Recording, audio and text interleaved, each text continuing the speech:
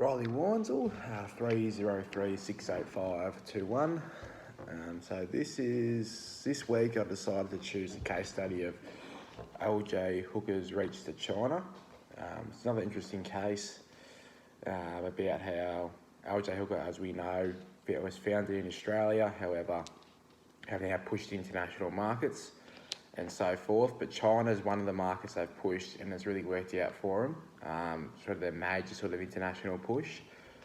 So a bit about LJ Hooker. They were obviously founded, began operation in 1928.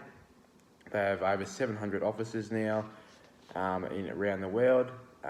Most of these offices are in Australia and New Zealand. However, there's countries like obviously China, India, Indonesia, Japan that they operate in now. They're a service company and they operate in the industry of both commercial and residential, which is very important. Moving to China, as I said before, is they found it's the most beneficial option for them. They moved there a number of years ago now. They've teamed up with a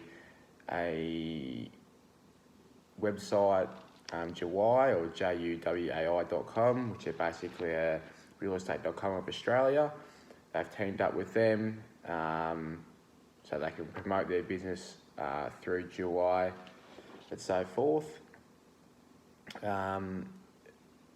got the annual revenue is estimated this year to be over 80 million, which is quite a big revenue for a real estate company. So they've got the cash backing to be able to go over international and go overseas with that.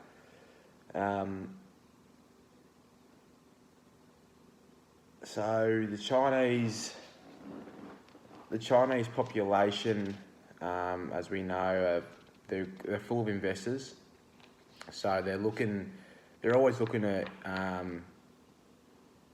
go overseas, invest overseas. But I think a massive sort of part for them is the relational orientation of their cultural universals that they have. I think they're very family orientated, China, and they do what's best for their family. So as what LJ has seen in the recent years is that more and more students or Chinese students are starting to come over to Australia, and they're looking to sort of integrate that with Chinese investors. So providing what's best for their family, they get the kid over here, they can study over here, do whatever, but also invest into brick and mortar, which Chinese love doing, and they're taking the sort of the best of both markets at the moment.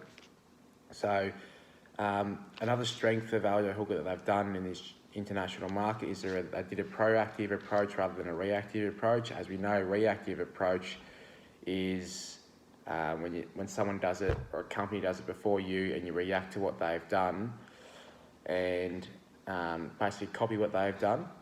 That's how you enter the market. While LJ Hooker have seen a bit of an opportunity to go overseas with their real estate, more so China. They've made the move first from the Australian point of view, and it's really paying its dividends now.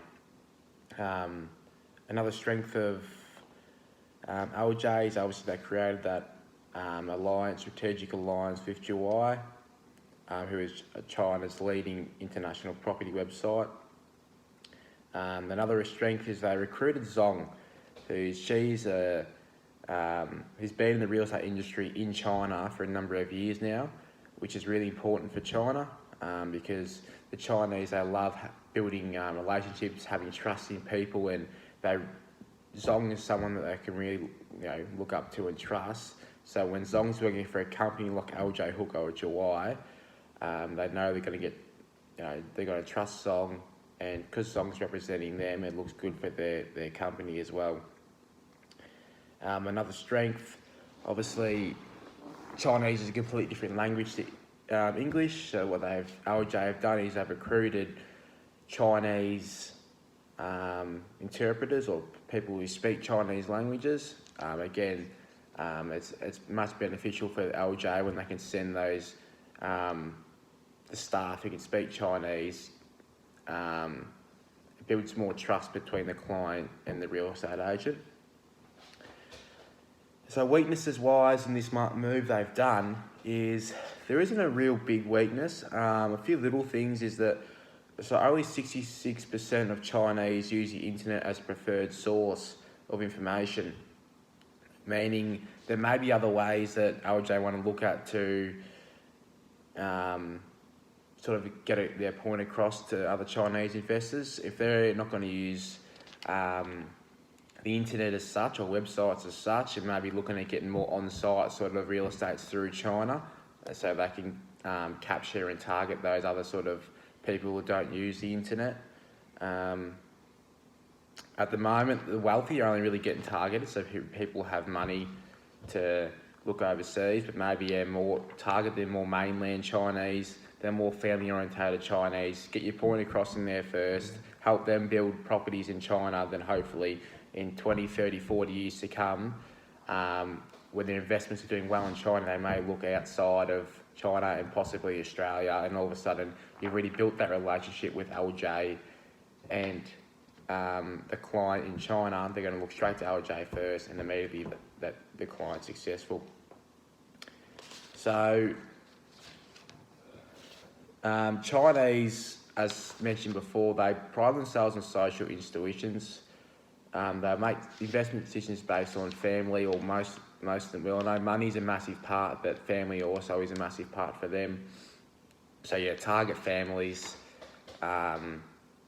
build packages with education and brick and mortar as well, getting the kids over here to study over here, because as we know, there is a lot of, I'm pretty sure it's about 125,000, or there's a lot of Chinese students over here at the moment at university and things like that. So trying to build sort of the connection between both will also capture the Chinese market.